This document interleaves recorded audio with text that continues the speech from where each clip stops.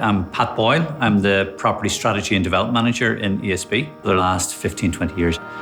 It has been a long and varied career. I started as a graduate engineer, but actually I've had about 4 or 5 different careers in ESB. So I've got a master's in HR strategy since then.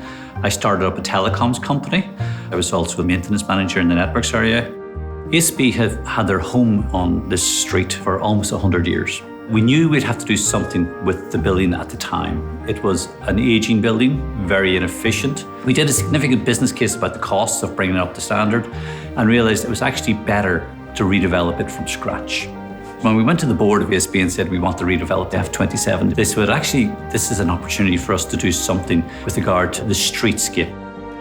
So we did an international design contest, and then what came out of that was Grafton and Mahoney Pike were selected, and they designed a building which was in tune with the Georgian streetscape, which is actually a historic part of Dublin, the South Georgian core. But also, if you look at it, it's still very modern with bricks and with open spaces and courtyards, but it's true to itself, even though it's sympathetic still to the street.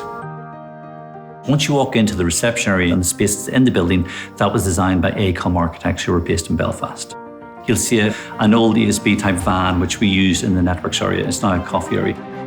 You'll see a mock-up of a wind turbine to show people it's part of our generation. But also in the building, we've used insulators that we used to use on our wooden poles. And we've reused a number of those as an architectural feature in the building as well. It's about people recognizing themselves in the building. We did not go the route of some large companies of having just lots of open plan, hot desking. We decided to create neighborhoods where business areas came together and could still meet their colleagues and their friends, and you knew that's where you'd be. At the same time, the environment is very open. But throughout the building, you'll see a lot of light, you'll see a lot of greenery, see a lot of biophilic design. We've done a lovely place, a terrace area where people can sit outside.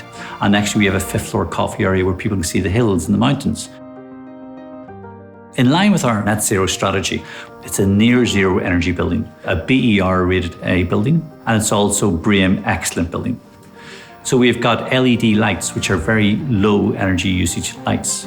We obviously have monitors throughout the building. We'll turn the lights off if there's nobody in them. We've got destination lifts. What they do is when you swipe your card on the list, it takes you to the destination you're going to. It doesn't stop halfway up, and therefore it uses a lot less energy as well.